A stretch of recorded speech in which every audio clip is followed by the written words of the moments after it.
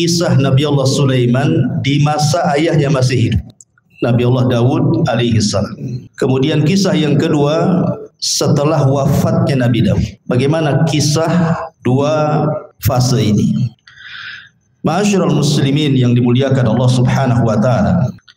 Al-Qur'an menyebut Sulaiman 16 kali di 6 surat.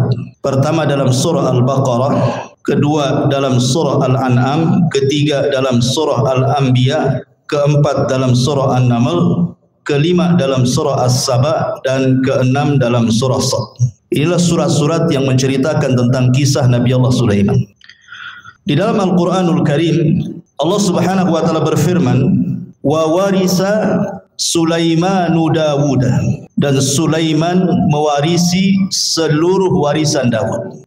Kalimat mewarisi bukan berarti warisan harta. Karena Nabi SAW bersabda, "Nahnu ma'asyiral anbiya," kami para nabi, kata Nabi SAW, tidak pernah mewarisi harta. Ma tarakna sadaqah. Apa yang kami tinggalkan itu adalah sedekah. Makanya Al-Imam Muslim meriwayatkan tentang kisah Fatimah radhiyallahu anha bintu Nabi sallallahu alaihi wasallam saat wafatnya Nabi datang kepada Abu Bakar menuntut warisan dari ayahnya Nabi sallallahu alaihi wasallam. Tapi Abu Bakar menjelaskan tidak ada, karena Nabi sallallahu alaihi wasallam pernah bersabda, "Ma tarakna sadaqah." Apapun yang kami tinggalkan dari harta itu semua sedekah. Dari situ Fatimah, bahasa kitanya agak dongkol dengan Abu Bakar sehingga tidak mau bicara sampai wafat. Ada yang mengatakan 4 bulan setelah Rasul meninggal, kemudian Fatimah meninggal. Ada yang mengatakan 6 bulan, tapi tidak lebih dari 6 bulan. Lah ketika itu Ali radhiyallahu anhu belum berbaiat kepada Abu Bakar selaku khalifah. Kemudian setelah Fatimah meninggal dikuburkan, malam-malam dikuburkannya. Abu Bakar tidak dikasih tahu. Karena juga ada perasaan tidak senang Ali kepada Abu Bakar. Bukan masalah kekhilafahan, tetapi masalah waris. Jadi Ali radhiyallahu anhu setelah itu mendatangi Abu Bakar. Kemudian mengemukakan ketidaksukaannya. Kenapa dia menzalimi ahli bait, kok tidak dibagikan warisan Nabi? Maka Abu Bakar tetap mengatakan bahwa Nabi tidak mewarisi, walaupun ada harta tidak bisa diwarisi oleh ahli warisnya. Karena seluruh harta Nabi, baik yang ada di Fadak atau yang ada di Khaybar gitu ya, atau bagian khumus dari ghanimah, itu semua jadi sedekah. Abu Bakar tetap berpegang dengan sabda Nabi SAW, baru Ali paham. Setelah itu kemudian Ali berbaiat kepada Abu Bakar di tengah-tengah manusia, dan manusia pun senang karena Ali sudah akur lagi dengan Abu Bakar. Lah dari hadis yang dikeluarkan Muslim ini menunjukkan bahwa tidak ada satupun nabi yang mewarisi harta kepada ahli warisnya. Lalu apa kalimat wa warisa Sulaimanu Daud di sini? Sulaiman mewarisi hartanya Nabi Daud? Bukan. Maksudnya Sulaiman mewarisi kerajaan dan juga kenabian, bukan harta. Sebab kalau kita membaca kitab-kitab ahli kitab dari perjanjian lama, Nabi Daud itu anaknya bukan Sulaiman saja, istrinya banyak. Tahu berapa istrinya Daud? 300 itu istrinya. Kemudian selirnya 700. Anaknya banyak. Tidak mungkin kemudian hartanya dikasih satu orang namanya Sulaiman saja kan? Ini menurut versi mereka seperti itu. Jumlah istrinya Nabi Daud 300. Kemudian selirnya sampai 700. Antum berapa? 1, cukuplah 1 saja.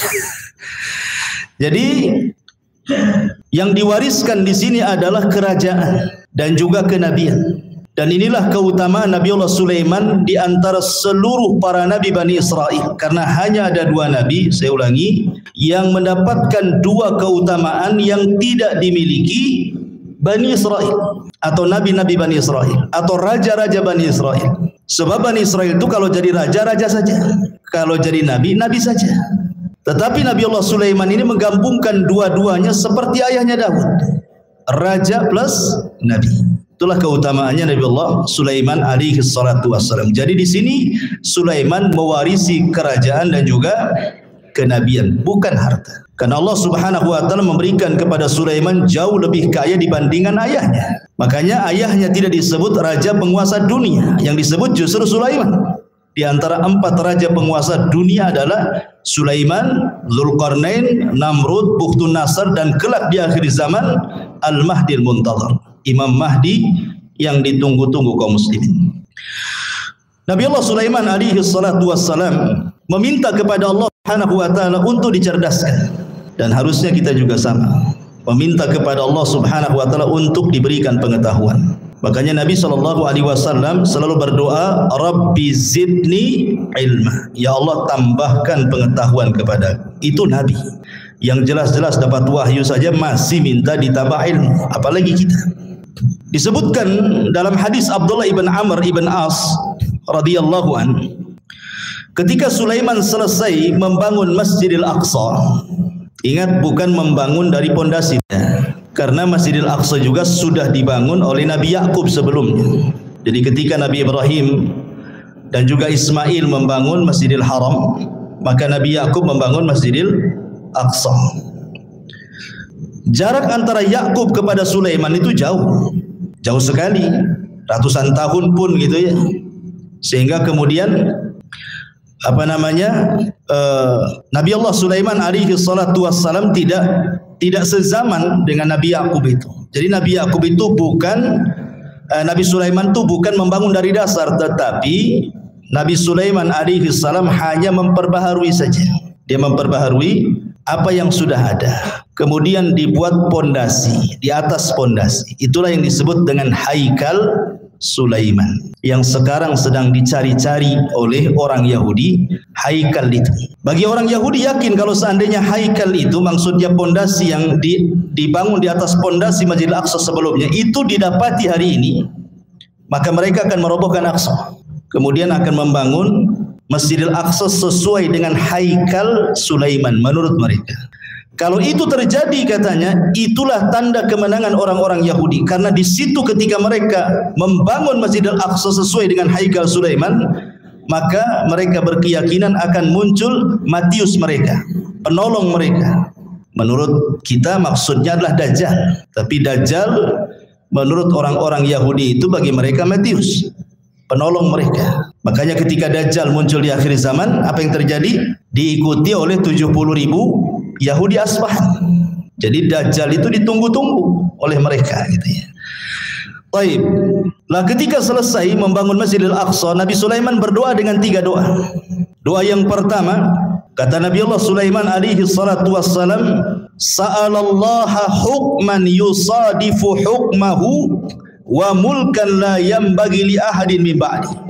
Dia meminta kepahaman kepada Allah agar jangan sampai setiap putusannya ketika dia memutuskan sesuatu kepada Bani Israel kecuali sesuai dengan putusan Allah.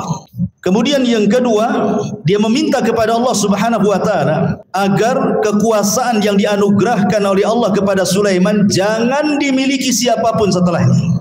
Hanya Sulaiman saja yang punya. Makanya Nabi SAW ketika sedang sholat, kemudian diganggu oleh jin, syaitan, kemudian ditangkap, kemudian dicekik.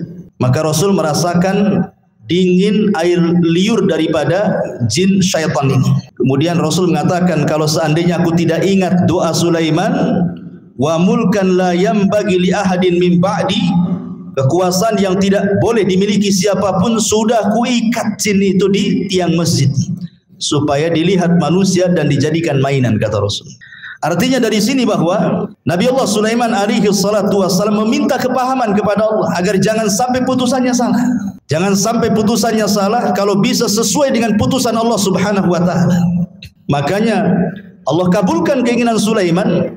Allah berikan Sulaiman berbagai macam mukjizat yang luar biasa. Nanti kita jelaskan. Baik, kita akan cerita fase di mana Nabi Sulaiman masih bersama ayahnya Nabi Allah Daud alaihi salatu wassalam berdasarkan Al-Quran dan hadis-hadis yang sahih saja.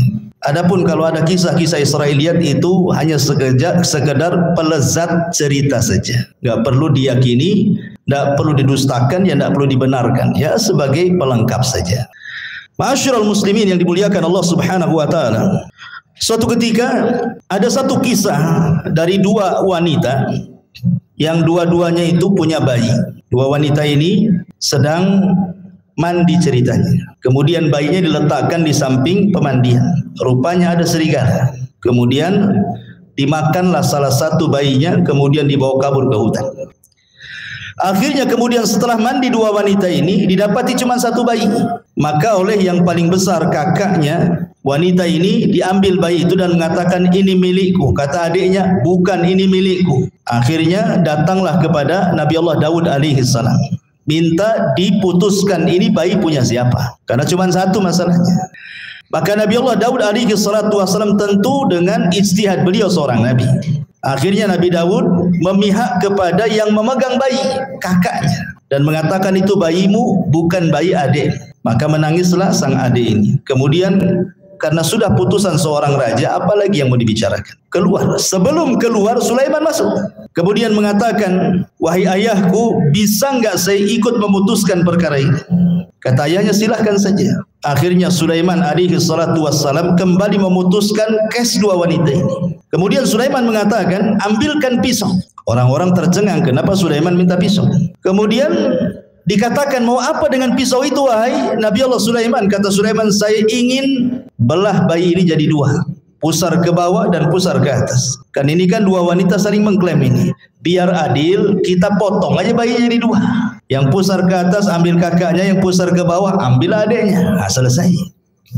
Kakaknya mengatakan, kalau itu putusan wahai Sulaiman silahkan saja. Tapi adiknya membantah, jangan wahai Nabi Allah. Kalau memang engkau hendak membunuh bayi itu dengan cara memutuskan jadi dua, memotong jadi dua, sebaiknya serahkan saja bayi itu kepada kakak saya. Enggak apa-apa, saya tidak punya bayi. Dari sini Sulaiman tahu siapa wanita yang punya rahmat, siapa wanita yang tidak punya rahmat. Kata Sulaiman, itu bayimu, bukan bayi kakakmu. Kenapa? Karena kakaknya tidak ada rahmat. Masa mau dipotong silahkan saja. Sementara adiknya enggak mau, berarti menunjukkan bayi itu bayi adiknya. Karena biasanya seorang ibu ada keterikatan emosional dengan anaknya, kan? Maka Sulaiman mengatakan, ambil itu bayi. Dari sini Allah mengatakan, wa fahamna Sulaiman, kami berikan kepahaman kepada Sulaiman. Ini satu kisah. Kisah yang kedua, ini disebutkan di dalam Al-Quran surah Al-Anbiya ayat 78. Allah Subhanahu wa taala berfirman, wa Dawud wa Sulaimana idh yahkumani fil harthi idh nafashat fihi ghanamul qaumi wa kunna li hukmihim syahidin. Dan ingatlah kisah Daud dan Sulaiman, kata Allah, ketika keduanya memberikan putusan mengenai ladang, karena ladang itu dirusak oleh kambing-kambing milik kaumnya, dan kami menyaksikan keputusan yang diberikan oleh mereka. Bagaimana kisahnya? Jadi Bani Israel ini, yang satu punya kebun, yang satu punya kambing. Ini kambing-kambing ini tidak dijaga oleh pemiliknya, masuklah ke kebun orang, dirusaknya kebun itu. Dimakanlah daun-daunan, ladang-ladang yang baru saja ditanam, dirusak, semua dirusak. Namanya kambing gak berakal. Nah, kalau orang suka ngerusak ya kayak kambing ini, gak berakal. Jadi orang ini mengadu kepada Sulaiman, gimana nih kebun saya? Dirusak oleh kambing-kambing si fulan, katanya. Kata Nabi Allah Daud, kalau gitu datangkan orang yang punya kambing. Didatangkanlah yang punya kambing dengan yang punya kebun di hadapan Nabi Allah Daud. Maka Daud kemudian memberi putusan bahwa yang punya kambing ini harus membayar dengan kambing-kambing dia seharga kebun yang dirusaknya. Pamannya kambingnya 100, kalau seandainya 10 ekor cukup untuk membayar kerusakan itu, ya sudah kasihkan 10 ekor. Itu putusan Nabi Daud. Maka ketika itu datang Nabi Allah Sulaiman dan juga meminta izin kepada ayahnya, boleh enggak ikut memberikan putusan? Kata ayahnya, silahkan. Maka Nabi Allah Sulaiman memutuskan dengan putusan yang berbeda dengan ayahnya. Apa kata Nabi Sulaiman? Sekarang kambing-kambingmu serahkan ke yang punya kebun. Dia berhak dengan kambing-kambingmu sebagai jaminannya, dan dia boleh mengambil air susunya. Sementara engkau yang punya kambing, kau perbaiki kebunnya sampai sesuai dari sebelumnya, sebelum dirusak. Jadi suruh Nabi Sulaiman tukar-tukaran di sini. Yang punya kebun pegang kambing, yang punya kambing pegang kebun, supaya kebunnya ditanami lagi sampai kesedia kala baru kambingnya diambil lagi sebagai jaminan. Maka di sini keputusan Sulaiman lebih adil dibandingkan keputusan Nabi Allah Daud. Ini dua kisah disebutkan dalam hadis yang sahih dan juga disebutkan di dalam ayat Al-Quran surah Al-Anbiya ayat 79. Taib. Ini diantara dua kisah semasa Nabi Sulaiman bersama Nabi Allah Daud. Kita masuk pada kisah kedua. Bagaimana kisah Nabi Allah Sulaiman alaihi salatu wassalam itu sendiri? Setelah wafatnya Nabi Allah Daud alaihi salatu wassalam, maka Sulaiman menjadi pewaris tahta dan juga pewaris kenabian sama dengan ayahnya. Dan Nabi Allah Sulaiman alaihi salatu wassalam diberikan banyak mukjizat sebagaimana doanya dia, minta diberikan kerajaan yang tidak diberikan kepada orang setelahnya. Makanya banyak kemudian kehebatan dan kecerdasan Sulaiman yang tidak dimiliki banyak nabi. Di antara mukjizatnya adalah Nabi Allah Sulaiman alaihi salatu wassalam ya tadi diberikan kerajaan dan juga kenabian, dan itu tidak ada di zaman Bani Israel kecuali dia dan ayahnya saja. Tetapi ma'asyiral muslimin yang dimuliakan, kalau memang Nabi Allah Sulaiman diberikan kekayaan yang banyak, bagaimana dengan Nabi kita? Kita bandingkan dengan Nabi SAW. Kita tidak hendak membanding-bandingkan Rasul dengan Sulaiman atau Sulaiman dengan Rasul, tidak. Tetapi kalau ada orang bertanya, berarti kalau begitu Nabi Sulaiman lebih hebat dong dibandingkan Nabi kita. Kan mesti ada yang ngomong begitu nanti kan? Maka kita jawab sebagaimana yang dijelaskan oleh Imam Ibnu Katsir di dalam kitabnya Bidayah wan Nihayah, bahwa Nabi SAW berdasarkan hadis Aisyah dan juga Ibnu Abbas radhiyallahu anhuma, sebelum wafatnya Nabi SAW pernah ditawarkan Allah kunuzul ardi, pembendaharaan bumi oleh Allah. Kalau engkau mau wahai Muhammad, aku berikan pembendaharaan bumi untukmu. Tapi Nabi SAW tidak mau. Bahkan saat wafatnya datang malaikat, kan Jibril datang menawarkan tentang kunuzul ardi, kau tetap diberikan hidup yang panjang kemudian bumi diserahkan kepadamu, ataukah engkau memilih untuk kembali kepada Rafiqil A'la di sisi Allah Subhanahu wa taala. Rasul enggan memilih dunia, tapi Rasul memilih meninggal karena ingin berjumpa dengan kawan-kawannya di mana? Di Rafiqil A'la. Artinya kalau seandainya Rasul meminta untuk hidup, tentu Rasul pun sama akan diberikan kekayaan yang pernah Allah anugerahkan kepada Sulaiman. Itu maknanya. Ini yang pertama. Kemudian yang kedua, Nabi Allah Sulaiman diberikan mukjizat muhadatsatu ma la yantiq. Nabi Sulaiman itu mampu berbicara dengan makhluk-makhluk Allah yang tidak bisa bicara. Ya, umpamanya dengan batu, dengan pohon dan yang semacamnya. Itu Sulaiman paham dengan bahasa-bahasa mereka. Maka ini pun sama juga dengan Nabi SAW. Bahkan Nabi SAW pernah mengatakan, Inni la a'rifu hajaran kana yusallimu alayya bi Makkah qabla an ab'atha inni la a'rifuhu al-an. Apa kata Rasul? Sebelum Rasul SAW diangkat jadi Nabi, Rasul itu pernah kemudian lewat di sebuah tempat di Mekah. Rupanya ada yang mengucapkan salam, Assalamualaikum ya Muhammad. Tapi Rasul melihat ke samping, tak ada pula orang. Ya, hanya ada bebatuan dan pepohonan saja kan. Akhirnya kemudian setelah Rasul diangkat jadi Nabi baru paham bahwa yang mengucapkan salam itu adalah batu dan pepohonan. Dan Rasul mengatakan, aku sekarang tahu di mana hajar ataupun batu yang ketika aku belum diutus jadi Nabi dia mengucapkan salam kepadaku. Artinya Nabi SAW pun diberikan oleh Allah Subhanahu wa taala mukjizat gitu ya. Bahwa batu-batu kemudian pohon-pohon juga bertasbih dan mengucapkan salam kepada Nabi sallallahu alaihi wa ala alihi wasallam.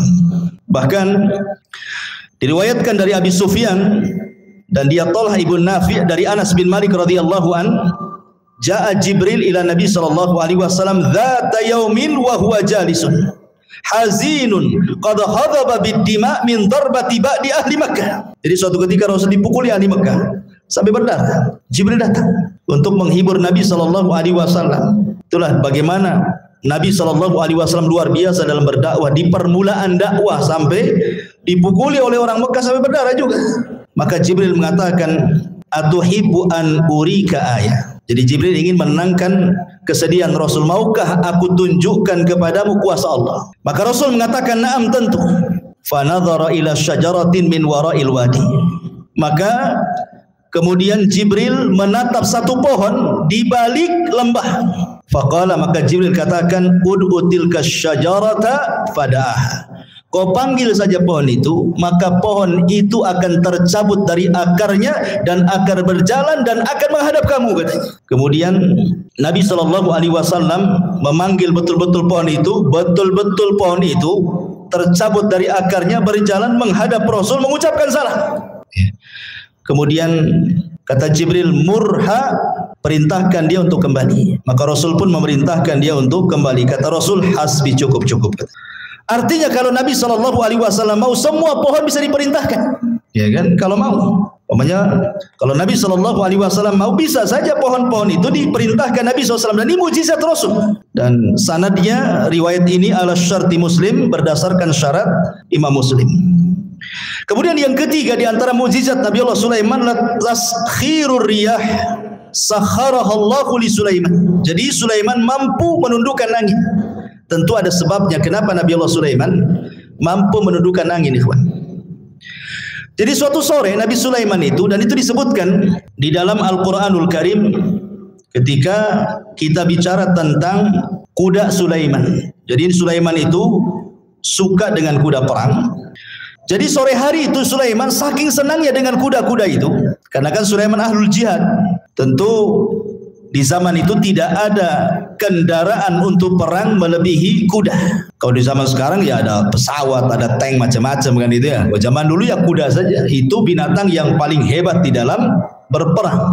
Makanya Allah bersumpah dalam Al-Quran, wal adiyati ghabha, demi kuda-kuda perang yang mengeluarkan suara terengah-engah. Dan Rasul mengatakan bahwa di ubun-ubun kuda perang itu ada barokah sampai kiamat.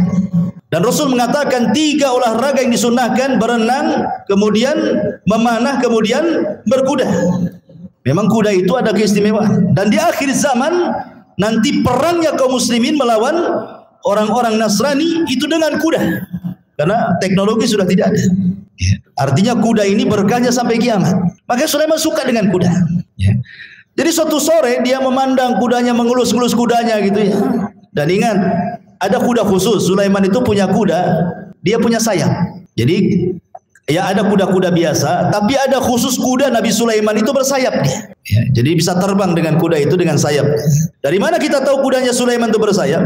Dari perkataan Nabi SAW, dari senyumnya Rasul ketika Aisyah radhiyallahu anha masih kecil. Aisyah kan masih kecil kan, usianya masih muda. Jadi suka dengan boneka-bonekaan. Nah, di antara boneka yang di depan Aisyah itu kuda yang bersayap. Jadi Rasul mengatakan, itu kok kuda bersayap, kata Nabi. Masa ada kuda bersayap? Kata Aisyah radhiyallahu mengatakan, bukankah kau tahu bahwa kudanya Sulaiman juga bersayap? Katanya Aisyah. Fadhahikan Nabi SAW. Maka Rasul tersenyum. Ya. Dan Rasul tidak membantah kan, hanya senyum saja kepada Aisyah radhiyallahu anha. Dari sini sebagian ulama beristidlal bahwa ada kuda-kuda Sulaiman itu yang bersayap. Walaupun ada yang membantah bahwa Aisyah ini hanya menukilkan cerita-ceritanya orang-orang Quraisy. Dan Rasul juga tersenyum, ya, tidak mengatakan mengiyahkan dan juga tidak mentidakkan. Jadi ada juga yang membantah tidak ada. Ya kuda-kuda tidak bersayap. Tapi ada juga yang mengatakan kuda Sulaiman itu ada yang bersayap gitu ya. Jadi saking asiknya dia memandang kuda Sulaiman itu, lupa dia sampai matahari terbenam. Harusnya dia melaksanakan dua rakaat salat. Karena salat itu sudah ada sejak zaman dulu. Lihat Zakaria, wa huwa yusalli fil mihrab, dia sedang salat di mihrab, menunjukkan para nabi salat. Ya. Jadi sampai terbenam matahari lupa salat dia. Setelah terbenam baru ingat salat. Menyesal Sulaiman. Maka disebutkan di dalam Al-Quranul Karim tentang kisah Nabi Sulaiman ini, idh urida alaihi bil asyi as-safinatul jiyad. Ingatlah ketika pada satu sore dipertunjukkan kepada Sulaiman kuda-kuda yang jinak tetapi sangat cepat larinya. Faqala, maka Allah katakan, inni ahbabtu hubbal khair, menghikayatkan perkataan Sulaiman. Maka dia berkata, sesungguhnya aku menyukai segala yang baik dari kuda, tetapi an dzikri rabbi hatta tawarat bil hijab, yang membuat aku ingat akan kebesaran Tuhanku sampai matahari terbenam. Maka Sulaiman lupa tidak salat. Ketika dia lupa tidak salat, dia menyesal. Maka keesokan harinya apa kata Sulaiman? Urudduha alayya fatafika mashan bisuq wal a'naq. Bawalah semua kuda-kuda itu kembali kepadaku. Lalu dia, ada yang mengatakan dalam tafsirnya, memotong kaki dan leher kuda itu, menyembelihnya. Jadi ada dua riwayat, ada dua penafsiran ulama. Ada yang mengatakan Sulaiman tidak menyembelih kuda, karena mustahil. Apa salah kuda? Kenapa disembelih? Sulaiman hanya ngusap saja, kemudian disuruh jauhkan dia dariku. Tapi Allahu a'lam, pendapat yang masyhur dari kalangan ahli tafsir, Sulaiman betul-betul menyembelih kuda itu kemudian disedekahkan. Ikhwan, Kuda Nabi Allah Sulaiman menurut keterangan Bani Israel itu, Israiliyat itu bukan 1-2 kuda. Ya, ribuan kuda disembelih dan disedekahkan kepada Bani Israel, fuqara Bani Israel. Lah setelah kemudian Nabi Allah Sulaiman menyembelih kuda-kuda itu karena terlalaikan dari salat, maka kaidah dalam Islam apa? Man taraka syai'an lillahi awadallahu khairan minhu. Siapa yang meninggalkan sesuatu karena Allah, Allah ganti dengan yang lebih baik. Ketika Sulaiman meninggalkan kuda-kuda itu karena Allah, karena melalaikan dia dari salat, Allah ganti yang lebih baik. Apa itu? Allah tundukkan angin. Jadi Sulaiman itu kalau berperang, dia membuat semacam papan kayu-kayu besar gelondongan gitu, kemudian diikat-ikat. Jadilah macam perahu. Ya. Jadi kalau Sulaiman itu mau pergi kemana saja, naik saja dia di atas perahunya. Apa yang perlu dibawa, kuda atau pasukan apa, nanti dia suruh angin untuk mengangkatnya, tinggal pergi. Lebih enak kan? Naik kuda kan? Makanya disebutkan dalam Al-Quran itu, kalau kuda itu mampu berjalan 1 bulan, cuman setengah pagi berangkat, sore sudah sampai. Kalau naik kuda, sebulan perjalanan. Dan itu berarti Allah berikan yang jauh lebih baik dibandingkan kuda. Itulah sebabnya ditaklukkan angin kepada Nabi Allah Sulaiman alaihi salatu wassalam. Taib. Bagaimana dengan Nabi sallallahu alaihi wasallam? Apa keutamaan yang mungkin setara dengan ditundukkan angin kepada Nabi Allah Sulaiman? Maka Imam Ibnu Katsir rahimahullahu taala menyebutkan beberapa perbandingan. Beliau mengatakan amma taskhirur riyah li Sulaiman faqad qala Allahu fi sya'nil ahzab. Kalau memang Sulaiman ditundukkan angin sehingga mudah untuk berperang melawan musuh-musuhnya, maka Rasul pun diberikan oleh Allah Azza wa Jalla dengan mukjizat yang sama yang dicantumkan dalam surah Al-Ahzab. Ya ayyuhalladzina amanu udhkuru ni'matallah alaikum idh ja'atkum junudun fa arsalna alaihim rihan wa junudan lam tarauha. Wahai orang-orang yang beriman, ingatlah nikmat Allah atas kalian ketika kami datangkan tentara-tentara kami, kata Allah, dalam bentuk angin, dan juga tentara-tentara yang tidak dilihat, maksudnya malaikat. Ya. Jadi kalau Sulaiman untuk berperang mereka atau dia dan juga pasukannya dibawa oleh angin, maka Allah Subhanahu wa taala juga memberikan mukjizat, tentara-tentara Allah membantu Rasulullah, termasuk angin dan juga para malaikat. Makanya ada istilah nusirtu bis saba wa uhlikatil adu bid dabur, kata Rasul. Aku ditolong dengan angin pagi dan kaum Ad dihancurkan dengan angin sore. Makanya sepanjang sejarah Nabi SAW tidak berperang, kalau menyerbu sebuah kaum tidak pernah menyerbu siang, sore atau malam. Maka Rasul akan menyerbu di waktu subuh. Kalau terdengar azan, Rasul tidak menyerbu, menunjukkan daerah itu daerah Islam. Dari sini istidlalnya para ulama membedakan negeri Islam dengan negeri kafir itu dari suara azan. Jangan seperti orang-orang yang terpaham radikal membedakan negara Islam dengan negara kafir itu dari segi undang-undang. Undang-undang kita ini mengacu kepada Belanda, taugut. Negara kita kan negara taugut nih, kayak dia aja yang muslim tuh. Bukan itu yang membedakan negara Islam dengan negara kafir. Kalau dalam negara itu banyak saut-sautan azan, berarti negara Islam tuh. Kalau ada sebagian negara kita yang memang tidak sesuai dengan apa yang diturunkan Allah dan Rasulnya, ini bukan pembeda bahwa negara itu dikatakan negara taugut seperti negara kita ini. Ini bukan negara taugut. Ya. Kita ini negara Islam, walaupun sebagian undang-undangnya tidak mengacu kepada Islam. Kenapa? Berdalil dengan hadis tadi. Kalau Nabi SAW mendengar suara azan, Rasul tidak menyerah, Rasul pulang. Tapi kalau Rasul tidak mendengar suara azan, berarti negeri kafir itu diserang sama Nabi. Berarti kalau masih dengar suara azan bersaut-saut, apalagi negeri kita luar biasa, bukan dari masjid saja, musola berserak, sampai ringtone handphone pun suara azan. Apalagi gitu. Ya. Ma'asyiral muslimin yang dimuliakan Allah Azza wa Jalla, kembali. Jadi Nabi SAW juga dikuasakan angin oleh Allah sehingga menghancurkan perang Ahzab itu, perang luar biasa, ikhwan. Bayangkan Nabi dikepung, namanya Ahzab. Ahzab itu kelompok-kelompok. Siapa kelompok-kelompok ini? Orang kafir Quraisy, bergabung dengan orang-orang Yahudi, bergabung dengan orang-orang suku-suku Arab yang benci dengan Nabi, bergabung dengan orang munafik dari dalam lagi. Kalau bukan karena Allah, kalah Nabi itu. Tapi Allah utus angin, kemudian menghempas tenda-tenda, menakutkan kuda-kuda mereka sehingga pada kabur semuanya, sehingga habis perbekalan mereka, kendaraan mereka enggak ada, pulang tunggang langgang, menang dalam perang Ahzab. Ya. Baik, kemudian juga dalam perang Badar 350, 314 melawan 1000 lebih tentara. Rasul pun tidak punya pengalaman perang. Sahabat yang dibawa pun bukan sahabat pilihan, karena dalam perang Badar itu tidak ada tuntutan sahabat ikut, karena memang tujuannya bukan perang. Tujuannya mau mengambil hartanya Abi Sufyan yang dari Syam menuju ke Mekah. Untuk apa? Sebagai pengambil hak. Dulu mereka hijrah ke Madinah, hartanya diambil orang Quraisy. Sekarang orang Quraisy lagi dagang tuh, maka dagangannya mau diambil sebagai ganti apa yang sudah mereka ambil. Rupanya Abu Sufyan cerdas pula, ngirim Dhamdham supaya memberitahu Abu Jahal bahwa dia akan diserang. Abu Jahal menyiapkan pasukan 1000. Rupanya terjadi perang Badar. Jadi perang Badar ini perang yang tak terduga masalahnya. Tetapi sampai Nabi ketakutan, takut kalah.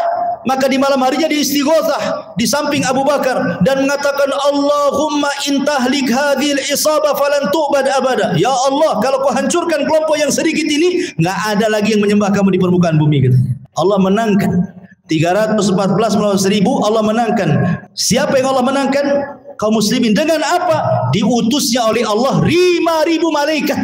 5.000 malaikat diutus. Kalau Sulaiman menggunakan tentara jin, tetapi Rasulullah SAW diutus oleh Allah bi 5,000 minal malaika. 5.000 malaikat turun dipimpin Jibril menggunakan kuda namanya Kaidum. Kudanya Jibril itu namanya Kaidum. Kaidum Haizum. Haizum namanya. Ya, siapa kuda Jibril? Haizum. Kaidum Haizum. Ya, sambil memacu kudanya. Sebentar saja kalah orang musyrik itu. Ya. Taib asyrul muslimin yang dimuliakan Allah Azza wa Jalla. Ini mukjizat Nabi Allah Sulaiman. Kemudian mukjizat Nabi Sulaiman yang lain, taskhirul jin. Bisa menundukkan jin. Dan itu disebutkan di dalam Al-Qur'anul Karim, wa minal jinni man ya'malu baina yadayhi bi idzni rabbi. Wa man yazik minhum an amrina nudhikhu min adzabis sa'ir ya'maluna lahu ma yasha' min mahariba wa tamathila wa jifanil kal jawab wa qudurir rasiyat. Dan sebagian jin yang bekerja di hadapan Sulaiman, di bawah kekuasaan Sulaiman dengan izin Allah, dan siapa yang menyimpang di antara mereka kalangan jin dari perintah kami, kami rasakan kepada mereka azab neraka yang apinya menyala-nyala. Maka para jin bekerja untuk Sulaiman sesuai dengan apa yang dikehendakinya. Di antaranya membuat gedung-gedung tinggi, patung-patung, piring-piring besar seperti kolam dan periuk-periuk yang tetap berada di tungkunya. Jadi membuat periuk besar, kuali yang tidak bisa diangkat kecuali jin. Saking besarnya kuali itu untuk masak. Ya. Bahkan sebagian mereka dirantai jin-jin itu. Karena ada jin-jin itu yang mereka tidak nurut, makanya perlu dirantai dan diawasi. Ya, kalau punya proyek Sulaiman itu membuat gedung-gedung besar, maka Sulaiman akan duduk mulai dari terbit sampai terbenam matahari. Bagaimana jin itu bekerja? Sehina itulah jin di mata Sulaiman. Ya, karena itu mukjizatnya Sulaiman bisa menundukkan jin. Taib. Masyarul muslimin yang dimuliakan Allah Azza wa Jalla, maka Nabi SAW pun sebenarnya kalau tidak teringat dengan doa Sulaiman, tentu dia pun bisa menundukkan jin, kan itu. Kan tadi sudah saya ceritakan, Rasul ketika sholat diganggu oleh syaitan, ada yang mengatakan iblis, langsung iblis yang mengganggu. Kemudian dicekik oleh Nabi. Kemudian dia meniatkan untuk mengikat di tiang masjid. Kemudian Rasul teringat dengan doa Sulaiman. Wa mulkan la yanbaghi li ahadin min ba'di. Bahwa tidak boleh ada orang yang punya kekuasaan sepeninggalku. Ketika Rasul ingat ini, Rasul melepasnya. Ya. Artinya bahwa Nabi SAW juga bisa menundukkan atas izin Allah Subhanahu wa taala kalau Rasul mau, kan gitu. Tapi Rasul teringat doanya Nabi Sulaiman. Makanya Rasul kemudian melepaskan. Dan ini juga di antara mukjizat Nabi SAW. Lebih-lebih kalau di bulan Ramadan, apa yang terjadi? Sufidati syayatin. Ya. Nabi SAW diberikan kabar gembira oleh Allah Subhanahu wa taala, "Idza ja'akum Ramadan futihat abwabul jannah wa ghuliqat abwabun niran wa sufidati syayatin." Pintu surga dibuka, pintu neraka ditutup, setan-setan diikat semua. Ditundukkan oleh Allah Subhanahu wa taala untuk nabinya apabila datang bulan Ramadan. Ya. Kemudian juga di antara mukjizat Nabi Allah Sulaiman adalah fahmu lughatil hayawan. Sulaiman paham dengan bahasa binatang. Contoh ketika Nabi Sulaiman ini menyiapkan pasukan besar untuk menyerang, kemudian lewat ke sebuah lembah. Di lembah itu ada pasukan semut. Tiba-tiba kemudian salah satu semut atau pimpinan semut mengatakan, "Ya ayyatuhan namlu dukhulu masakinakum la yahtimannakum Sulaiman wa junuduhu wa hum la yash'urun. Hei pasukan Semut, kata pimpinannya, segera kalian masuk ke rumah-rumah kalian. Sebentar lagi Sulaiman dan pasukannya mau datang. Jangan sampai menginjak kalian kemudian mati dan mereka tidak sadar. Lihat husnudzonnya Semut kepada Sulaiman dengan kalimat tidak sadar, artinya kalau kalian terinjak itu bukan karena kesalahan mereka, karena mereka tidak sadar menginjak kalian, gitu maksudnya. Itulah husnudzonnya binatang. Binatang aja bisa husnudzon sama orang. Kita ini suudzon saja sama orang gitu. Enggak ada husnudzonnya aja. Ini juga kemudian Sulaiman mendengar dari kejauhan. Dia paham bahasa Semut. Apa yang terjadi? Ketika Sulaiman mendengar pimpinan Semut ngomong begitu, fatabassama dhahikan min qauliha. Sulaiman tersenyum, habis itu tertawa lebar karena paham dengan ucapannya. Kemudian Sulaiman karena diberikan anugerah seperti itu, dia bersyukur. Apa doanya? Rabbi auzi'ni an ashkura ni'mataka allati an'amta alai wa ala walidai wa an a'mala salihan tardah wa adkhilni bi rahmatika fi ibadika salihin. Ya Rabb, anugerahkan kepadaku agar aku tetap bersyukur akan nikmat-Mu. Diberikan anugerah mampu memahami bahasa hewan, gitu ya.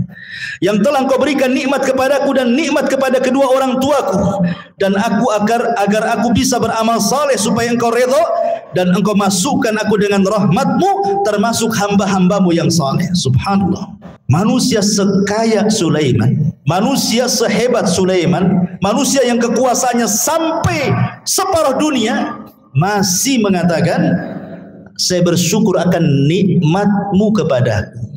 Ini pelajaran bagi orang-orang kaya, ya. Sekaya apa sih Anda dengan Sulaiman itu? Sekaya apa? Berapa uang di rekeningnya Anda itu? Berapa mobil yang Anda punya? Berapa rumah yang Anda punya itu? Tapi kenapa kemudian persis seperti yang difirmankan Allah, kalla innal insana la yatgha an ra'ahus taghna. Ternyata kekayaan itu sirru tughyan, rahasia bejatnya orang. Kata Allah, sekali-kali jangan seperti itu. Terkadang ada orang yang melampaui batas ketika Allah bukakan kekayaan kepadanya. Sulaiman masih bersyukur. Beda pula dengan Qarun. Qarun malah mengatakan apa? Innama utitu min ilmin indi. Enak saja kau mau ngambil zakatku. Dia ngomong sama utusan yang Nabi Musa itu. Enak saja kau mau mengambil zakatku, katanya. Ini harta aku yang dapat.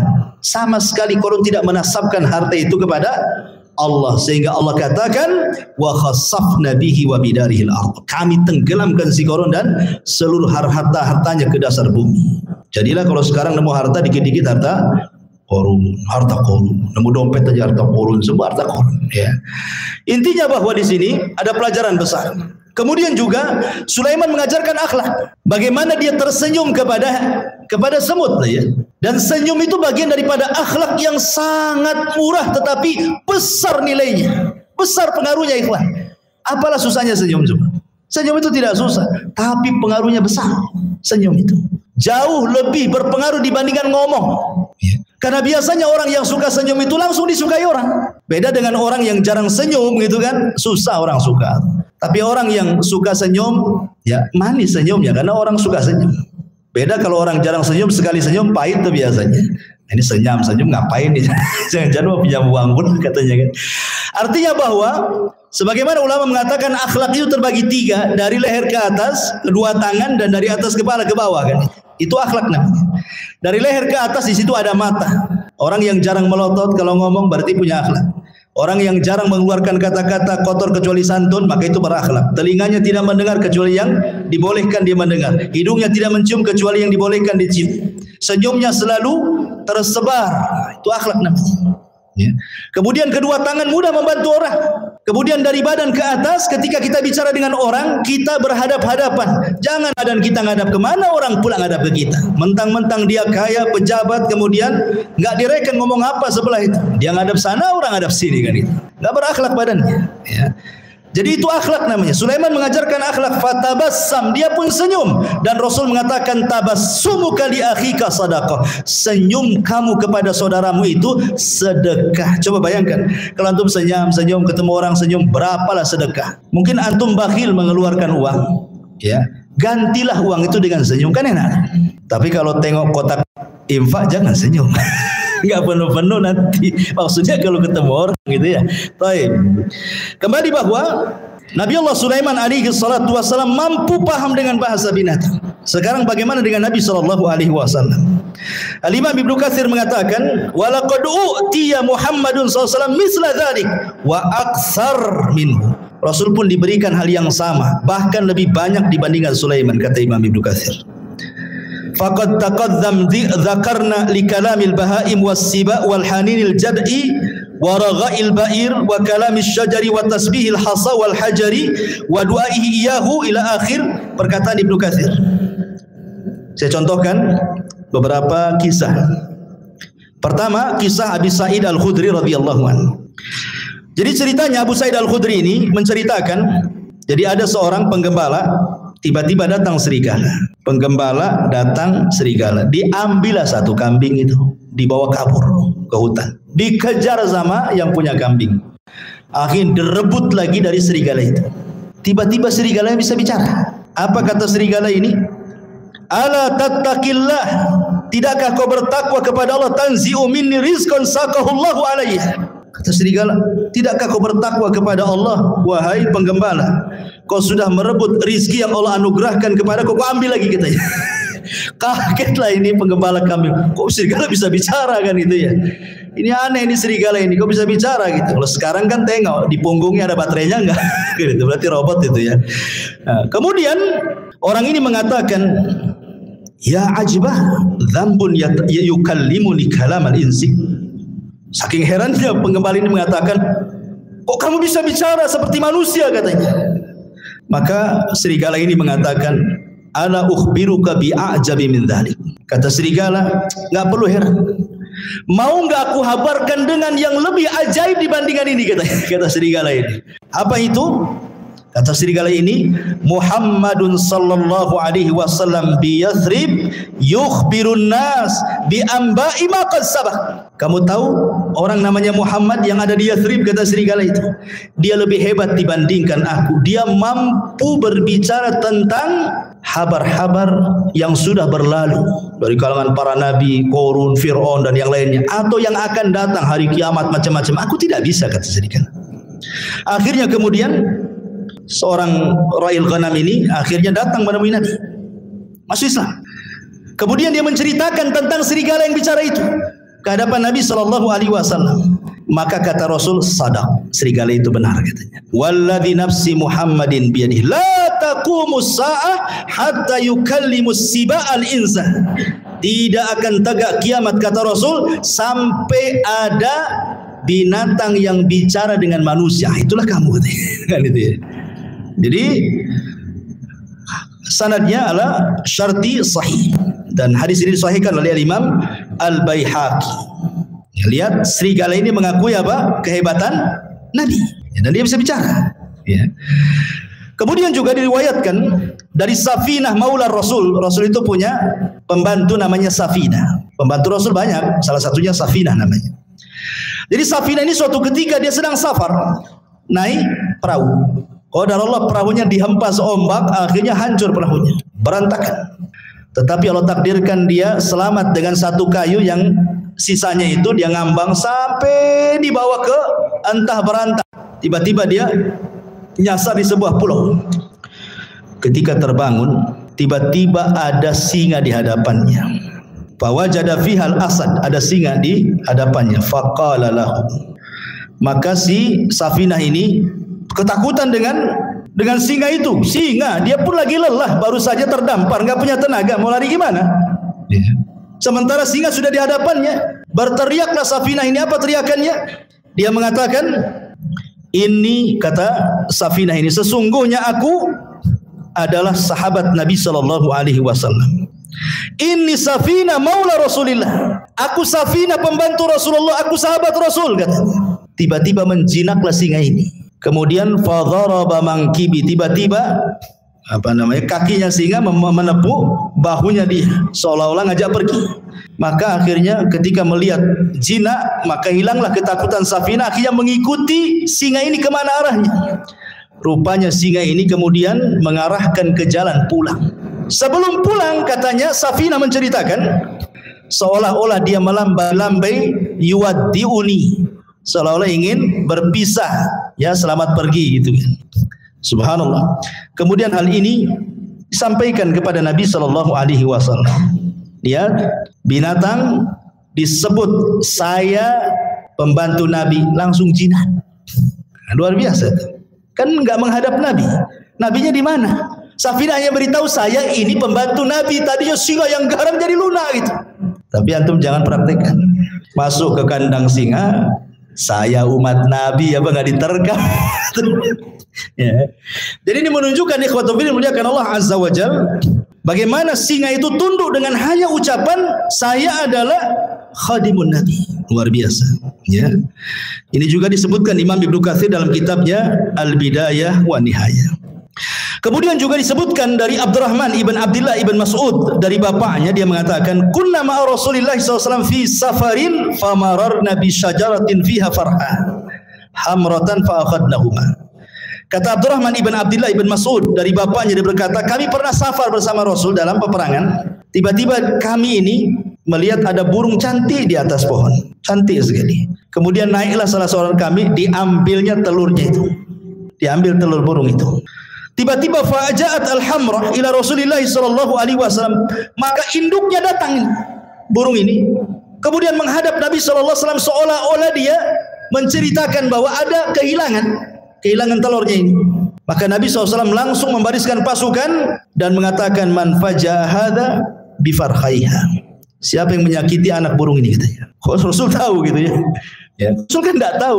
Yang ngasih tahu apa? Burung melapor kepada Nabi sallallahu alaihi wasallam. Maka Rasul mengatakan rudduhuma, balikan anaknya. Kemudian dalam riwayat rudduhu rahmatan biha, kembalikan. Kalian harus punya kasih sayang. Ya, sahabat mengembalikan. Artinya bahwa kalau Nabi SAW juga diberikan oleh Allah Subhanahu wa taala mujizat yang sama, paham dengan bahasa binatang, sampai Imam Ahmad meriwayatkan dari musnadnya kisah tentang Anas bin Malik radhiyallahu an. Bahwa suatu ketika Anas bin Malik radhiyallahu an masuk bersama Rasul di haid min haidil Ansar, di ganggang kota Ansar, kota Madinah, ya. Apa yang terjadi? Kata Anas bin Malik radhiyallahu an, tiba-tiba datang seekor ghanamun fasajadat lahu. Tiba-tiba lari seekor kambing, sujud pula di hadapan Nabi. Sahabat nengok, kok ada kambing sujud di hadapan Nabi gitu. Maka faqala Abu Bakar mengatakan, Rasul, kalau kambing yang tidak berakal ini sujud, harusnya kami yang sujud, katanya. Tapi Rasulullah mengatakan, la yambagi an yasjuda ahadun li ahadin walau kana yambagi li ahadin an yasjuda li ahadin la amartul mar'an tasjuda li zawjiha. Tidak boleh. Kalau Allah perintahkan aku untuk merintahkan kalian sujud di antara kalian, maka yang pertama kali aku peruntukkan sujud bukan kalian kepadaku, tapi seorang istri sujud kepada suaminya, karena besarnya haknya. Tetapi aku tidak diperintahkan untuk itu. Ada yang mengatakan hadisnya lemah, tetapi ada yang sahih yang dikeluarkan Musnad Imam Ahmad juga tentang kisah unta yang mengejar Rasul. Tiba-tiba Rasul sedang naik keledai bersama Jabir, disusul sama unta itu. Setelah untanya di depan, tiba-tiba dia buruk sujud di hadapan Rasul. Kemudian Rasul turun, dilihatnya unta itu nangis, diusap air matanya. Kemudian Rasul entah berbincang-bincang apa dengan unta, sahabat tidak tahu. Tiba-tiba Rasul berdiri, berteriak, "Man sahib hadzal jamal?" Siapa pemilik unta ini? Tiba-tiba ja'a fatan minal ansar, datang anak muda dari Ansar, "Ana ya Rasul, saya Rasul." Maka Rasul marah dan mengatakan, "Afala tattaqillah fi hadhil bahimati allati malakakallahu iyyak." Tidakkah kau bertakwa kepada Allah? Allah sudah kuasakan unta kepadamu. Kenapa engkau tidak merawatnya? Innaka tuji'uhu wa tut'ibu. Kau hanya membuat unta sakit dan engkau membuat unta lapar. Kau hanya bisa mempekerjakan saja, tidak bisa mensejahterakan. Rasul paham juga dengan bahasa unta. Ya, ini mukjizat, artinya kalau Sulaiman juga paham dengan bahasa semut dan binatang-binatang yang Rasul pun sama, bahkan lebih, kata Ibnu Katsir, dibandingkan Nabi Allah Sulaiman alaihi salatu wassalam. Kemudian juga yang lainnya, di antara Sulaiman isalatun nuhas, mampu mencairkan tembaga persis seperti bapaknya. Kan bapaknya itu kan bisa membuat baju besi kan, tanpa harus dibakar, dikasih pandu besi. Enggak, Sulaiman juga seolah-olah tangannya panas, besi tinggal dikual-kual, adalah baju besi. Makanya Allah mengatakan wa arsalna lahu ainal qitr, kami alirkan cairan tembaga bagi Sulaiman. Artinya Sulaiman mampu untuk membuat baju besi cukup dengan tangannya, persis seperti mukjizat bapaknya Nabi Allah Daud alaihi salatu wasallam. Ini di antara mukjizat yang Allah Subhanahu wa taala anugerahkan kepada Sulaiman. Ada satu kisah dari Abu Hurairah radhiyallahu anhu. Hadis ini dikeluarkan Imam Ahmad dan disahihkan oleh Imam Hakim, walaupun ada sebagian melemahkan. Jadi suatu ketika kharaja Sulaiman alaihi salam tasqi fara'a namlatan mustalqiyatan ala dhahriha rafi'atan qawami'aha ila sama. Taqulu Allahumma inna khalqun min khalqi laisa bina ghaniyun an suqiyak, faqala irji'u faqad suqitum bida'wati ghairikum. Jadi Sulaiman ini kan waktu itu terjadi pacaklik di Bani Israel. Hujan lama, enggak turun-turun hujan. Jadi Sulaiman mau pasukan untuk sholat istisqa di lapangan. Tiba-tiba kemudian Sulaiman melihat ada semut sedang terlentang menghadap ke langit. Dan Sulaiman mendengar doanya semut itu. Apa doa semut ini? Ya Allah, aku ini adalah hamba dari hamba. Tidak ada yang lebih kaya darimu, maka hujani kami. Tiba-tiba ketika semut selesai doa, hujan tuh. Ya. Maka Sulaiman mengatakan kepada pasukannya, irji'u, pulang. Ya, cukup sudah, ada yang meminta hujan selain dari kalian. Ya. Kemudian Al-Hafidh Ibnu Hajar menyebutkan dalam Al-Talkhis bahwa Al-Imam Ad-Daruqutni Hakim juga mengeluarkan hadis dari Abu Hurairah tanpa menyebutkan Sulaiman. Jadi ada seorang nabi, tetapi riwayat ini walaupun lemah memperkuat bahwa yang berdoa kisah ini adalah kisah Sulaiman, karena ada riwayat walaupun lemah bahwa yang dimaksud nabi ini adalah Nabi Sulaiman. Tapi ada riwayat yang sahih tapi tidak disebutkan siapa namanya. Adapun riwayat yang menyebutkan adanya Sulaiman dilemahkan para ulama. Tapi yang jelas bahwa lihat bagaimana di sini faedahnya, ternyata Allah Subhanahu wa taala terkadang mengabulkan doa sebelum kita minta. Itu syahidnya di sini. Orang-orang ini kan belum istisqa. Kenapa hujan? Rupanya orang lain yang minta. Dari sini menunjukkan bahwa Allah itu karim. Bukan Bang Karim ya. Karim, artinya karim itu pemurah. Ya. Dia bisa mengabulkan hamba-hambanya sebelum diminta. Dan itu bentuk malunya Allah Azza wa Jalla. Karena di antara sifat Allah itu adalah Hayyun Karim. Allah itu zat yang maha pemalu dan juga pemurah. Lah bentuk pemalunya Allah Subhanahu wa taala adalah Allah pantang apabila ada seorang hamba mengangkat kedua tangannya kemudian dibiarkan kosong tidak diberi. Allah pantang itu. Idza rafa'a 'abdun yadayhi ila sama faqala ya rabbi an yaruddahuma sifra, kata Rasul. Kalau ada seorang hamba mengangkat begini kemudian mengatakan ya Rabb, kemudian tidak diberi, oh tidak, pasti diberi orang itu. Atau terkadang belum dia berdoa sudah dikabulkan. Belum dia berdoa sudah dikabulkan. Subhanallah. Ya. Taib. Kemudian kisah Nabi Allah Sulaiman alaihi salatu wasalam bersama burung hudhud. Ini menariknya karena disebutkan di dalam surah An-Naml.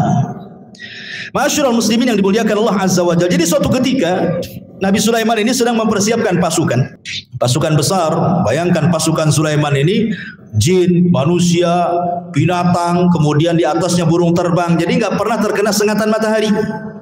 Sulaiman itu senantiasa dinaungi oleh burung-burung. Jadi kemana saja, mau di padang pasir, mau di mana, nggak kepanasan kan? Karena burung di atasnya masalahnya kan itu.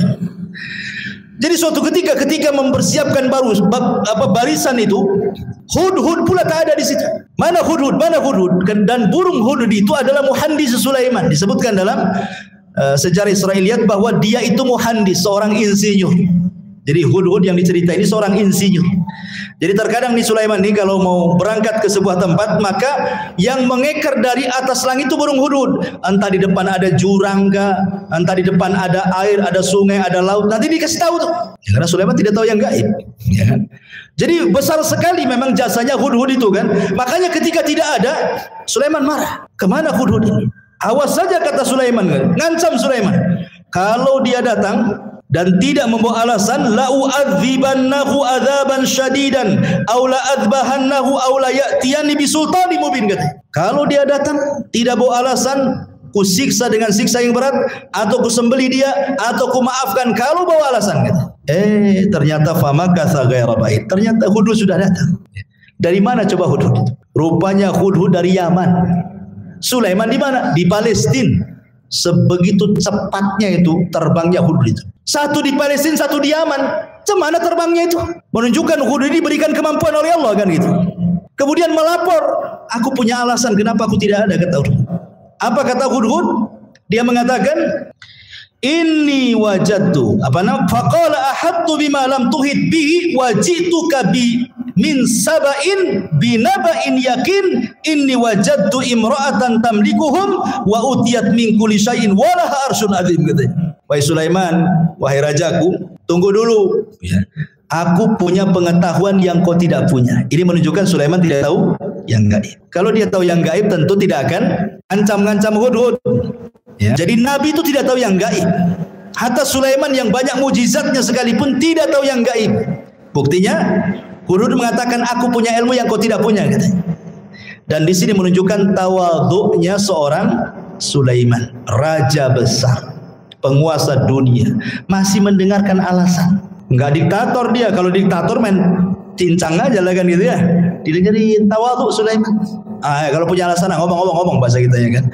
Dia mengatakan begini, wahai Sulaiman, aku baru terbang ke Yaman. Aku temui di Yaman ada kerajaan besar. Rupanya yang memimpin seorang ratu, katanya. Itu kerajaan luar biasa, katanya. Memuji kerajaan itu. Masalahnya, kata hudud, mereka ini wajadtuha wa qaumaha yasjuduna lisyamsi min dunillah wa zayyana lahumus syaitanu a'malahum fasaddahum anis sabil fahum la yahtadun. Tapi sayang, wahai Nabi Allah, dia dan kaumnya menyembah matahari, bukan Allah yang disembah. Dan setan sudah menyesatkan mereka, menghalangi jalan Allah dan mereka tidak dapat petunjuk, katanya. Subhanallah. Hudhud membawa risalah apa? Risalah tauhid, menunjukkan bahwa semua hewan tidak suka kesyirikan. Kalau anda tahu, semua hewan tidak suka kesyirikan. Orang yang melakukan kesyirikan itu dibenci hewan. Lihat hudud di sini. Dia menyampaikan soal kesyirikannya kerajaan Ratu Balqis itu. Ya, jadi kalau ada orang yang melakukan kesyirikan, bukan kita ahli tauhid saja yang tidak suka, burung pun tidak suka. Ini hudud itu tidak suka dengan orang yang menyembah selain Allah ini. Kemudian diceritakan alasannya, setan sudah menghiasi mereka sehingga mereka tersedari Allah. Dari sini menunjukkan bahwa kesesatan apapun, kata hudud, pasti sutradaranya setan. Kalau ada orang nyimpang, orang sesat gitu ya, berarti dalangnya setan tuh di belakangnya itu. Hudud ngasih tahu tuh sama kita. Ya. Akhirnya kemudian Sulaiman ya nggak begitu percaya saja. Namanya habar tuh bisa ya bisa tidak kan gitu. Makanya Sulaiman akhirnya gini saja. Kita lihat asadaqta am kunta minal kadhibin. Kita lihat beritamu, apakah engkau termasuk orang dusta ataukah benar beritamu itu? Jangan asal cerita saja, bawa bukti, katanya. Nih aku akan tulis surat. Bawa surat itu ke ratu yang ada di sana. Akhirnya ditulis. Lah tulisannya salah satunya apa? Bismillahirrahmanirrahim. Jadi pertama yang menulis Bismillahirrahmanirrahim itu Nabi Sulaiman. Sebelum Nabi kita, Nabi Sulaiman sudah menulis Bismillahirrahmanirrahim min Sulaiman, dari Sulaiman. Itu sejarah awal Bismillah itu. Ketika Ratu Balqis sedang duduk-duduk, datang si hudud itu, ngasih surat. Dibaca surat itu, kagetnya bukan kepala. Ya. Habis itu kemudian dia kumpulkan tuh pembesar-pembesarnya Ratu Balqis ini. Kemudian Ratu Balqis mengatakan, qalat ayyuhal mala inni ulqiya ilayya kitabun karim. Telah sampai kepadaku surat yang karim. Dia, Ratu Balqis menghargai surat itu. Dia tahu karena isi surat itu dari seorang nabi. Ya. Kemudian Ratu Balqis mengatakan, ya ayyuhal mala aftuni fi amri ma kuntu qati'ata amran hatta tashhadun. Sekarang bagaimana pendapat kalian? Ini raja maunya kita masuk Islam, kalau tidak dia serbu kita, katanya. Kata raja-raja ini, kata para pembesarnya, tunggu dulu wahai ratu, nahnu ulu quwwatin wa ulu ba'sin syadid wal amru ilaiki fangduri madza ta'muri. Tenang, kita ini kerajaan besar, tentara kita kuat, kita hadapi sajalah, katanya. Tapi putusan tetap kepadamu, nurut kepada Ratu Balqis. Ratu Balqis ini orang berakal, makanya dia mengatakan kepada para pembesarnya, ingat, innal muluk idza dakhulu qaryatan afsaduha wa ja'alu a'izzata ahlaha adillata wa kadzalika yaf'alun. Ingat, siapapun negerinya, manapun negerinya, kalau sudah diserang musuh, pasti orang mulia akan jadi hina. Nanti jadi tawanan, ya, nanti akan dibunuh, nanti anaknya, ibunya jadi yatim, menjanda, macam-macam lah kan gitu. Ini bahaya, enggak usahlah kayak gitu. Gini sajalah, kata Ratu Balqis. Dia kan ngaku nabi. Gimana kalau seandainya kita kirim hadiah banyak-banyak saja? Kita lihat kata Ratu Balqis, kalau memang dia seorang nabi, pasti dia akan tidak akan menerima hadiah ini. Tapi kalau dia raja yang haus kekuasaan, pasti diterima. Kita lihat nabi atau bukan katanya. Itu cerdasnya Ratu Balqis itu. Dikirim hadiah banyak-banyak. Ya. Ketika kemudian Sulaiman mendapatkan hadiah itu, Sulaiman mengatakan, qala atumidunani bimal fama atani Allah khairun mimma atakum bal antum bihadiyatikum tafrahun. Kata Sulaiman, enak saja kalian kirim hadiah katanya. Aku sudah punya semuanya, yang aku miliki, yang Allah berikan itu jauh lebih baik daripada yang engkau miliki, kata Sulaiman. Dia, Sulaiman selalu menasabkan kepada Allah di sini. Apa kata dia? Atumiduni bimali fama atani Allah. Ini bahasanya. Yang Allah berikan kepadaku, kata Sulaiman, jauh lebih baik dibandingkan yang Allah berikan kepada kalian, hai Balqis, katanya. Begitulah seorang muslim. Harusnya apapun nikmat sekecil apapun nasabkan ini dari Allah, gitu maksudnya. Ini Sulaiman orang kaya, penguasa, tapi masih menasabkan kepada Allah terus kan itu. Kita sudah kere, sudah miskin, ini uang saya, enak saja suruh sedekah. Masyarul muslimin yang dimuliakan Allah Azza wa Jalla. Akhirnya kemudian Ratu Balqis sedikit ngeper juga. Ternyata seorang nabi, karena Sulaiman sudah tahu siapa dia kan itu ya. Dan Sulaiman tahu bahwa Ratu Balqis akan masuk Islam. Dari mana tahunya? Dari akalnya yang cerdas. Dia tidak mau perang, malah ngirim hadiah. Jadi Sulaiman mengira-ngira ini pasti dapat hidayah wanita ini. Makanya kemudian Sulaiman akhirnya apa? Punya siasat, dikumpulkannya pasukannya, jinnya, orang soleh dikumpulkan. Apa kata Sulaiman? Sebelum si Balqis datang ke sini, baiknya istananya kita pindahkan dari Yaman ke sini, katanya. Siapa yang bisa mindahkan istananya Ratu Balqis ke hadapanku, kata Sulaiman. Akhirnya qala ifritun minal jin. Bangunlah jin Ifrit. Ifrit itu di bawahnya iblis, ya. Di bawahnya Ifrit ada namanya Marodah yang diikat di bulan Ramadan itu. Apa kata jin Ifrit? Ana atika bihi qabla an taquma min maqamik. Aku bisa mendatangkan istana itu, wahai Sulaiman, sebelum kau bangkit dari tempat dudukmu di singgasanamu itu. Menunjukkan bahwa jin punya kekuatan. Bisa memindahkan sebuah istana kan? Bisa dipindah. Apalagi mindah uang di celengan, paling mudah itu. Ya, kalau antum punya uang di celengan kok hilang, jangan-jangan dipindah Ifrit. Pas dicek tak ada lubang, betul lah dipindah jin. Tapi kalau ada lubang itu bukan jin yang pindah, orang rumah itu yang pindah. Jadi akhirnya Ifrit mengatakan, perintahkan aku saja, sebelum kau bangkit istana sudah sampai di sini. Qala alladzi indahu ilmun minal kitab. Tiba-tiba seorang yang mempunyai ilmu dari kitab berkata, ana atika bihi qabla an yartadda ilaika tarfuk. Kalau aku tidak, wahai Sulaiman, perintahkan aku saja sebelum matamu berkedip sudah sampai istana itu. Terjadi silang pendapat, siapa orang ini? Kok sakti kali dibandingkan Ifrit nih? Ada 4 penafsiran para ulama. Ada yang mengatakan bahwa dia adalah Jibril. Jibril turun dan mengatakan, saya akan pindahkan. Penafsiran yang kedua, ini Ifrit tapi yang muslim, yang satunya kafir, yang mengatakan sebelum kau bangkit itu adalah Ifrit kafir. Tetapi yang mengatakan sebelum berkedip ini Ifritnya muslim. Itu satu penafsiran yang lain. Penafsiran yang ketiga, Sulaiman sendiri yang ngomong begitu. Aku bisa memindahkan sekejap sebelum aku berkedip sudah sampai. Tapi pendapat yang masyhur dari kalangan para ulama bahwa yang memindahkanlah seorang laki-laki yang bernama Asif ibnu Barkhiyah. Asif pakai shad, Asif ibnu Barkhiyah, dialah orang kepercayaannya Nabi Musa yang diajar, yang mampu menguasai Ismul A'zam, nama-nama Allah yang agung. Kalau dalam Islam itu ada namanya Asmaul Husna. Di antara Asmaul Husna itu ada namanya Ismul A'zam. Menjadi perselisihan para ulama. Ismul A'zam dalam Asmaul Husna itu apa? Ada yang mengatakan Al-Hayyu, ada yang mengatakan Al-Qayyum, ada yang mengatakan Allah. Wallahu alam. Pokoknya tidak tahu mana yang satu. Kalau antum berdoa membaca Asmaul Husna 99 itu, insya Allah doa antum dikabulkan, karena pasti akan membaca Ismul A'zam. Salah satu dari 99 kan kita tidak tahu yang mana satu itu Ismul A'zam itu. Nah, kalau berdoa cobalah baca semua itu Asmaul Husna itu. Boleh jadi pas dengan Ismul A'zam, karena kan disembunyikan yang mana satu kita tidak tahu. Lah Asif bin Barkhiyah ini menguasai Ismul A'zam. Makanya kemudian dia berdoa kepada Allah sebelum berkedip istananya sudah sampai. Seorang-orangnya juga keangkut di istana itu. Bayangkan, Ratu Balqis datang ke hadapan Sulaiman. Kata Sulaiman, sebelum Balqis masuk ke istana, kita robah dikit. Masih kenal nggak dengan istana? Apa yang dirobah? Tehelnya, keramiknya dirobah. Dibuat apa? Dibuat kaca. Ya, Karena kan di istana dipindah diletakkan di lautan, masalah istana itu. Kan bawahnya air tuh. Dikasih kaca. Jadi seolah-olah kalau nginjak itu nginjak air gitu. Jadi kata Ratu Balkis kepada Sulaiman kepada Balkis, betul nggak istana? Kayaknya iya, kayaknya tidak katanya. Dia ragu-ragu deh. Iya ke tidak kan itu?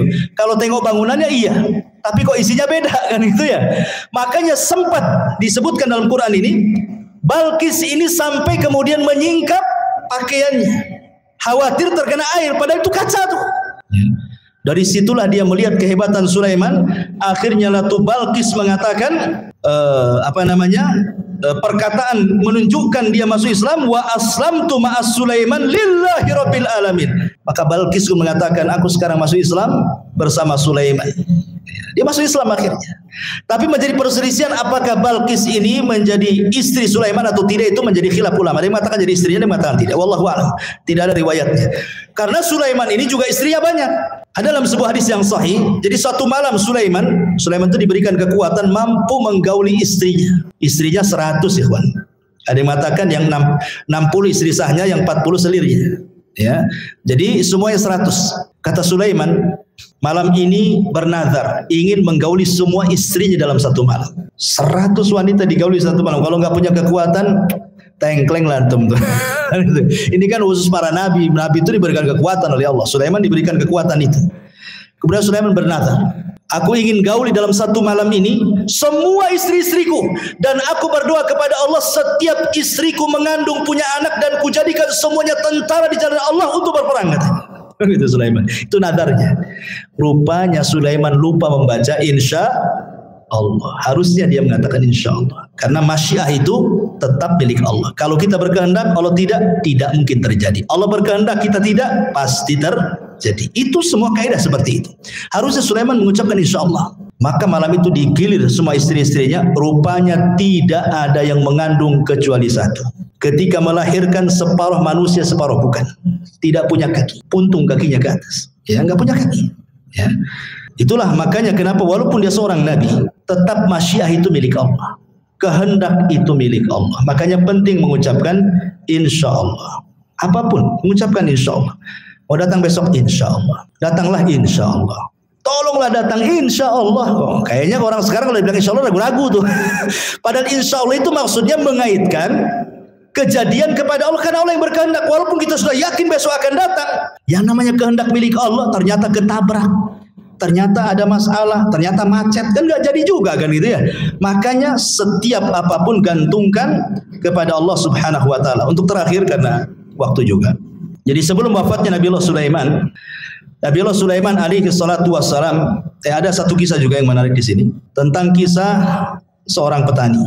Ya, belum saya ceritakan.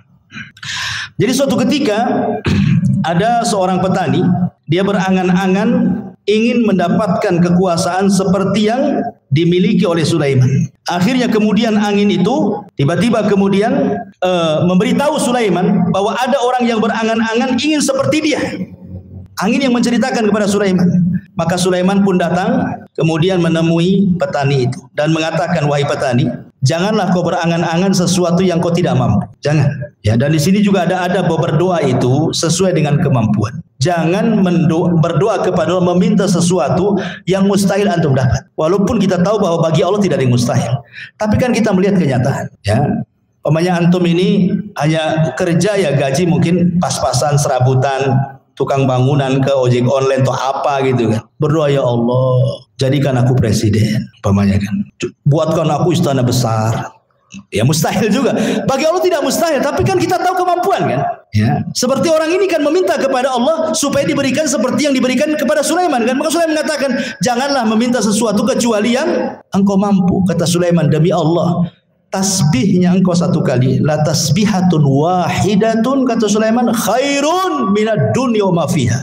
Kau cukup bertasbih, subhanallah, itu lebih baik dibandingkan dunia dan isinya, kata Sulaiman. Subhanallah ya, keistimewaan tasbih ya, subhanallah.